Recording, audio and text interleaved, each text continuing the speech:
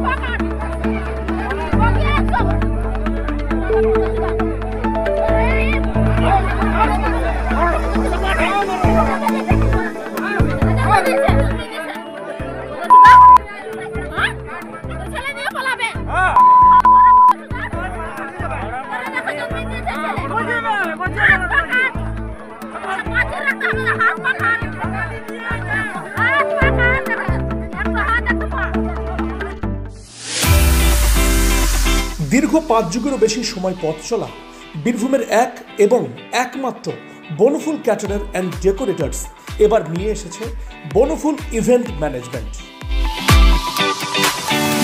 আপনার ভাবনা আমরা ফুটিয়ে তুলব বাস্তবে।